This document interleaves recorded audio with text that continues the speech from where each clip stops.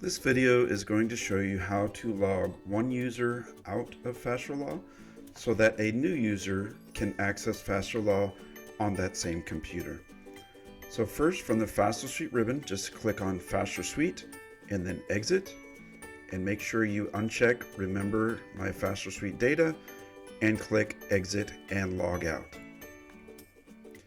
Be sure to let this window do its business and close on its own. Once that window has closed, you can relaunch FasterSuite.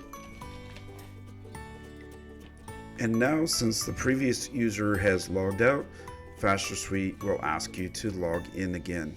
I'm going to choose my region here. That will open a browser window, and I can now enter in my FasterSuite or my Clio managed credentials.